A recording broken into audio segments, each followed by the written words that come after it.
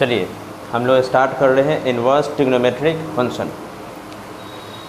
देखिएगा यहाँ पे बहुत इजी टॉपिक है। एनसीईआरटी में एक्सरसाइज इसका दिया है 2.1, 2.2 दो एक्सरसाइज है और एक मिसलेनियस है। हम लोग समूचा देखेंगे। ये आपको 3 से 4 पार्ट में वीडियो मिलेगा, है ना। आज हम लोगों का वीडियो नंबर 1 है, पहला वीडियो है, जिसमें हम लोग बेसिक होता क्या वो सीखेंगे और एक्सरसाइज 2.1 हम लोग पढ़ेंगे। स्टार्ट करते हैं हम लोग इन्वर्स ट्रिग्नोमेट्रिक फंक्शन में T function, T for trigo function यानी ट्रिग्नोमेट्रिक फंक्शन का हमको यहाँ इन्वर्स निकालना है। फंक्शन हम लोग पढ़ चुके हैं।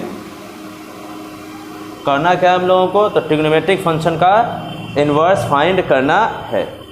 अब आप देखना फंक्शन में ये बताया जा चुका है कि 1 क्या होता है, मेनी 1 क्या होता है, ऑन टू क्या होता है, इन टू क्या होता है। किसी भी ट्रिग्नोमेट्रिक फंक्शन का इन्वर्स या किसी भी फंक्शन का इन्वर्स तभी निकलता है जब फंक्शन 1 हो और साथ में ऑन टू। अगर 1 ऑन टू है तो इन्वर्स निकलेगा, अगर 1 ऑन टू में से कोई एक भी नहीं होगा तो इन्वर्स नहीं निकलेगा।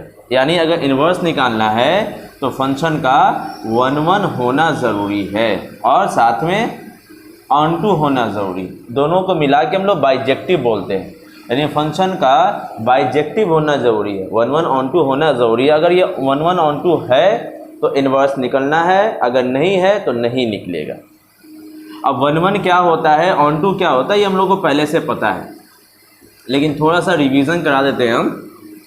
देखना यहाँ पे अगर कोई फंक्शन डिफाइन है a to b, ये फंक्शन 1 होगा कब, अगर मेरे पास 2 सेट है, सेट a और सेट b। फंक्शन a से b की तरफ अगर डिफाइन है और a में एलिमेंट है हमारे पास, एक सेकेंड, a में अगर एलिमेंट है हमारे पास 1 2 3 4 और b में है a b c d e। 1 जो है a के साथ मैप कर रहा है, 2 जो है b के साथ मैप कर रहा है, 3 जो है वो c के साथ मैप कर रहा है, 4 अगर d के साथ मैप कर रहा है। तो ऐसा फंक्शन जो a से b की तरफ डिफाइन हो, जहाँ a के अलग अलग एलिमेंट b के अलग अलग एलिमेंट के साथ मैप करे, कनेक्ट हो, तो इस तरह के फंक्शन को हम लोग 1 बोलते हैं। पहले से हम लोग पढ़ चुके हैं ये चीज़, ध्यान से देखिएगा। 1 कब होता है, जब सेट a से सेट b की तरफ डिफाइन है तो सेट a के अलग अलग एलिमेंट का अलग अलग रेंज हो जाए, डिफरेंट रेंज हो जाए, तो हम बोलेंगे 1 है। अब बात करते हैं ऑन टू किसको बोलते हैं। तो ऑन टू सिंपल सा कॉन्सेप्ट है, सेट बी में सारा एलिमेंट, सेट बी का सारा एलिमेंट सेट ए के साथ कनेक्ट हो जाए।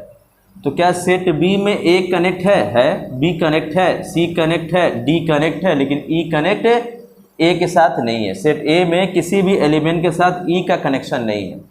तो अगर सेट बी में सारा एलिमेंट कनेक्ट ना हो सेट ए के साथ तो ये ऑन टू नहीं कहलाता है, उसको इनटू बोलते हैं। ऑन टू कब बोलेंगे, जब सेट बी का सारा एलिमेंट कनेक्ट हो जाए। तो ऐसा फंक्शन जो इस तरह से दिखे, 1 भी ऑन टू भी। 1 का मतलब इसको डोमेन पढ़ते हैं, इसको को डोमेन पढ़ते हैं। डोमेन के सारे एलिमेंट का अलग अलग रेंज हो उसको 1 बोलेंगे। ऑन टू किसको बोलेंगे, तो को डोमेन का सारा एलिमेंट डोमेन के साथ कनेक्ट हो, को डोमेन का सारा एलिमेंट डोमेन के साथ कनेक्ट हो तो उसको ऑन टू बोला जाता है। तो अगर फंक्शन 1 ऑन टू है तो उसका इन्वर्स निकलेगा, अगर 1 ऑन टू नहीं है तो उसका इन्वर्स नहीं निकलेगा। तो यहाँ पे हम लोग टी फंक्शन का इन्वर्स निकालने जा रहे हैं, यानी ट्रिग्नोमेट्रिक फंक्शन का इन्वर्स निकालने जा रहे हैं। तो ज़रा ध्यान से देखेंगे क्या टी फंक्शन 1 ऑन टू होता है कि नहीं। तो टी फंक्शन मतलब 6 है, साइन, कॉस, टैन, सेक, कॉसेक, कॉट। हम यहाँ पे साइन एक्स ले लेते हैं। क्या साइन एक्स मेरा 1 ऑन टू है कि नहीं। तब यहाँ पर इस तरह से बॉक्सेस तैयार कर लेते हैं।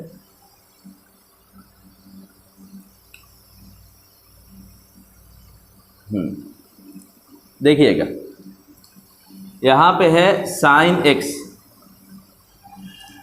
एक्स का वैल्यू अगर हम 0 डिग्री रखते हैं,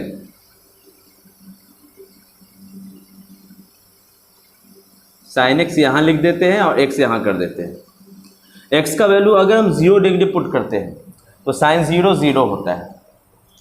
x का वैल्यू यहाँ पे 30 डिग्री पुट करते हैं तो इसका आंसर 1/2 होगा। x का वैल्यू अगर यहाँ पे हम लोग 45 डिग्री पुट करते हैं तो इसका वैल्यू 1/√2 होगा। 60 डिग्री पुट करते हैं इसका वैल्यू √3/2 होगा। अगर हम 90 पुट करते हैं तो इसका वैल्यू 1 होगा। लेकिन जैसे ही 90 पार करते हैं हम लोग 120 पुट करते हैं, इसका वैल्यू वापस से रिपीट कर जाता है √3/2। अगर हम लोग 135 लिखेंगे इसका वैल्यू फिर रिपीट कर जाएगा 1/√2। और हम लोग आगे बढ़ जाए 150 लिखेंगे तो इसका वैल्यू फिर रिपीट कर जाएगा 1/2। और भी आगे जा सकती है। आपको पता है एंगल जो होता है इन्फिनाइट तक पॉसिबल होता है, माइनस में भी और प्लस में भी। तो अगर हम एंगल यहाँ पे बदलते जा रहे हैं 0 से 30 पे आए, 45 पे आए, 60 पे आए, 90 पे आए, 120 पे गए, 135 पे गए, 150 पे गए, आगे जाएंगे 180 पे, फिर 240, 210 पे, और भी आगे जाएंगे हम लोग। बहुत सारा एंगल हो सकता है, माइनस में जा सकते हैं। आप जब एंगल बदल रहे हो तो इसका आंसर मिल रहा है। क्लियर? जब आंसर में गौर से देख रहे हैं तो पता ये चल रहा है कि आंसर रिपीट मार रहा है, यानी कि एक ही आंसर एक से ज़्यादा एंगल पर है। 1/2 जैसे यहाँ पर 30 पर भी है और 1/2 यहाँ पर 150 पर भी है। तो 1 तो यहाँ होगा नहीं। 1 का मतलब क्या होता है कि अगर हम यहाँ डोमेन चेंज कर रहे हो तो आंसर भी चेंज करता रहे, आंसर सेम ना हो। तो यहाँ तो डोमेन बदल दिए, 30 से 150 पे चले गए लेकिन आंसर नहीं बदला, तो ये फंक्शन मेनी वन होगा, 1 नहीं होगा। तो पता ये चला कि ट्रिग्नोमेट्रिक टी फंक्शन जो होता है वो मेनी वन होता है।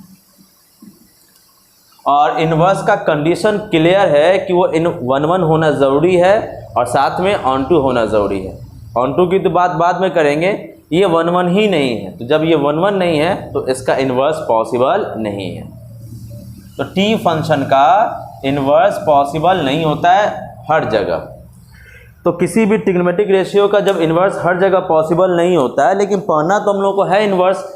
तो जिन्होंने इनको बनाया उन्होंने उसमें अपना दिमाग खर्च किया और क्या किया कि देखा कि हर जगह इसका इन्वर्स पॉसिबल नहीं है, लेकिन क्या हमें काहे पॉसिबल नहीं है, क्या कि ये मेनी वन है, क्या हम इसको 1 बना सकते हैं कि नहीं। यानी ये जनरली मेनी वन फंक्शन है लेकिन इसको 1 बनाया गया। कैसे बनाया गया तो आप देखना, ये x था, साइन x था।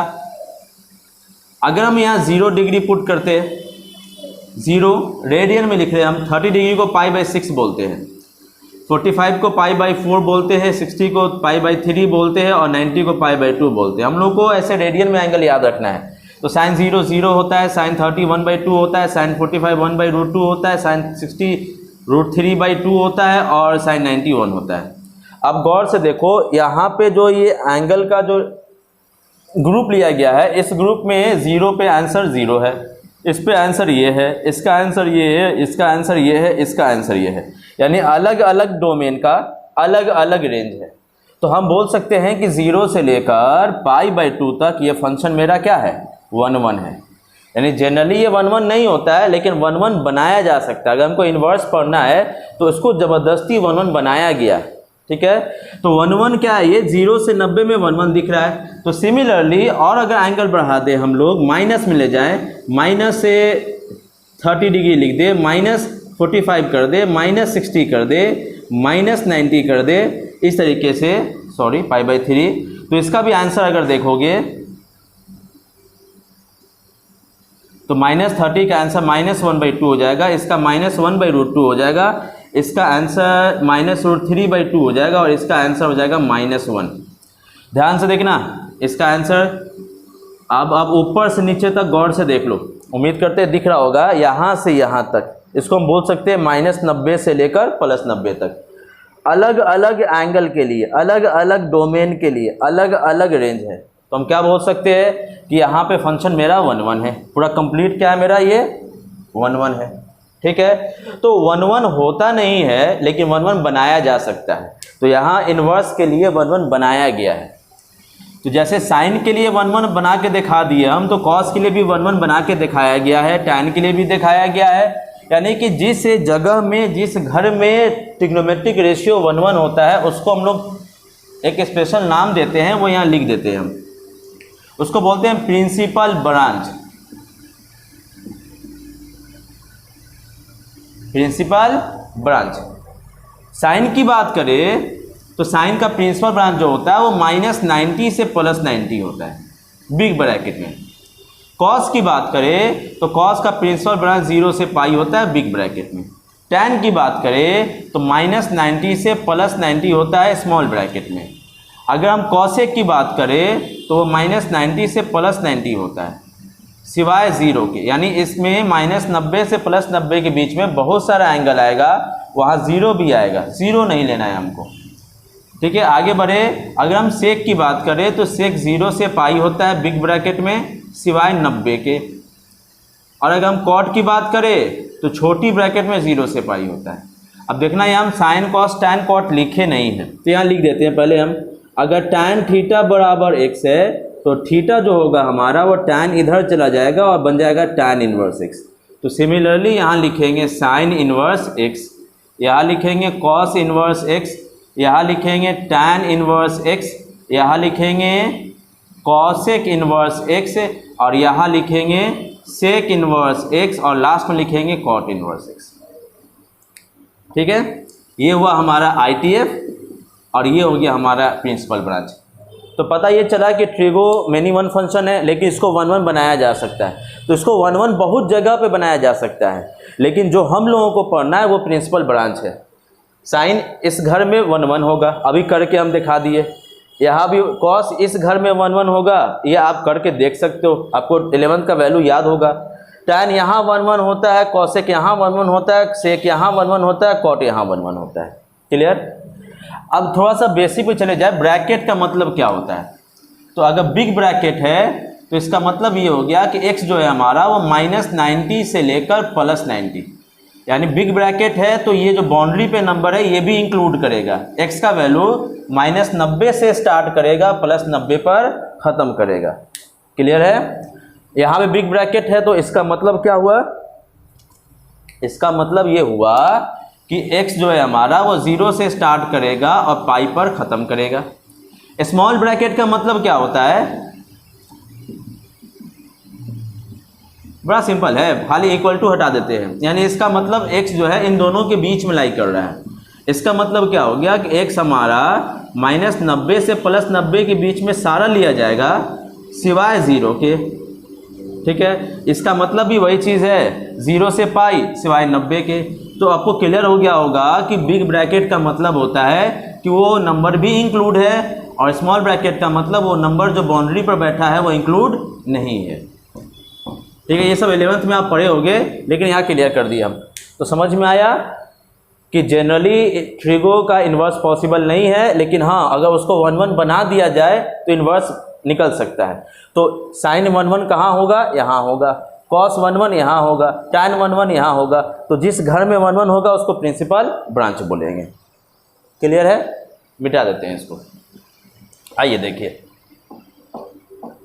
प्रिंसिपल ब्रांच क्या है। तो प्रिंसिपल ब्रांच एंगल का वो गुच्छा है, वो ग्रुप है जिसमें वो ट्रिगो 1-1 भी होगा और ऑन टू भी होगा। आइए देखिए, अभी आप सीख चुके हो कि अगर साइन थीटा बराबर x लिखा है तो थीटा बराबर साइन इनवर्स x होता है। क्लियर। सवाल कुछ ऐसा लिखा हुआ दिखेगा, अब बोलेगा सॉल्व करो, तो जो 10th में आप रट के आए हो वही उसका आंसर होने वाला है।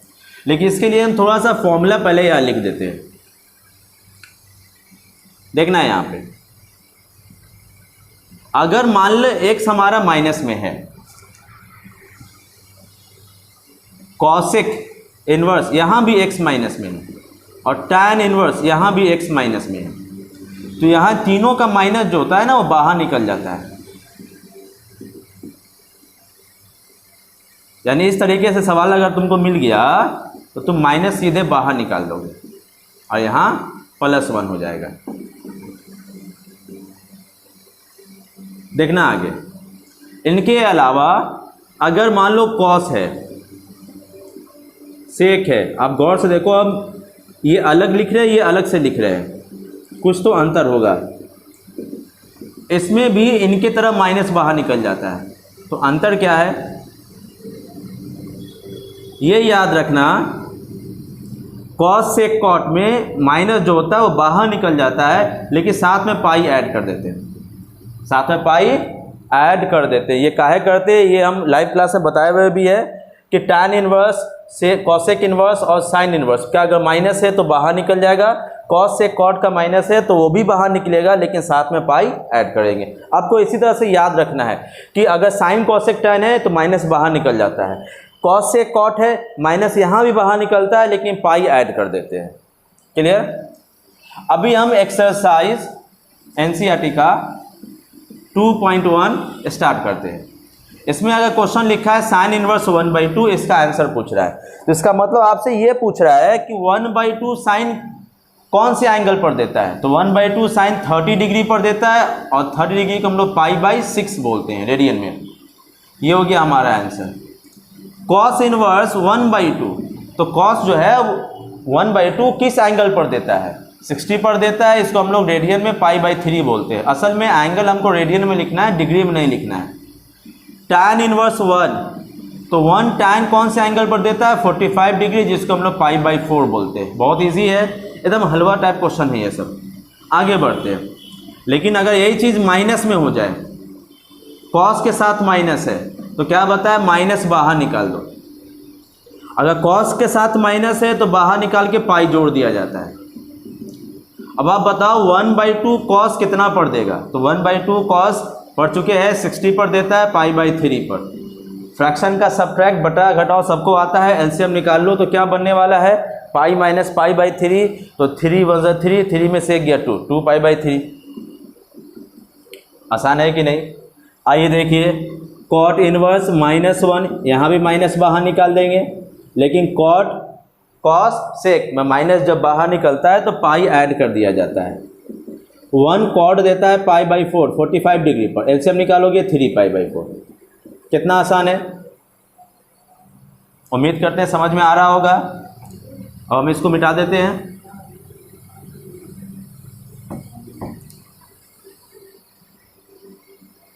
आइए देखिएगा, यहाँ पे साइन इनवर्स -1/2 है, तो फॉर्मूला क्या पड़े, माइनस को बाहर निकाल दिया जाए। 1/2 साइन कितना पर देता है, 30 डिग्री पर, जिसको π/6 बोलते हैं, माइनस आगे। साइन कॉसेक टैन में सीधा माइनस बाहर निकलता है और कुछ नहीं करते हैं, लेकिन कॉस सेक कॉट में माइनस बाहर निकाल के पाई ऐड करते हैं। बस इतना ही याद रखना है। कॉसेक इनवर्स -√2, यहाँ भी माइनस बाहर निकाल देंगे। अब बको यार, √2 कॉसेक कितना पर देता है, 45 पे, π/4 बोलते हैं इसको। क्लियर। एक सवाल है, tan inverse 1 plus cot inverse √3 plus sine inverse -1/2, इसको सॉल्व करना है। तो कौन सा भारी क्वेश्चन हो गया, अभी जो सॉल्व किया वैसा ही 3 चीज़ को खाली ऐड कर दिया गया है। यहाँ पे 1 देता है tan π/4 पे, √3 देता है कॉट 30 डिग्री पर π/6, यहाँ माइनस है ना, बाहर निकाल दो। 1/2 साइन कितना पर देता है दोस्त, तो 30 पे π/6, माइनस में यहाँ π/6, प्लस में यहाँ π/4, ये दोनों कट गया और आंसर क्या मिला, π/4। बोलो आसान है कि नहीं। चलिए आगे बढ़ते हैं हम लोग।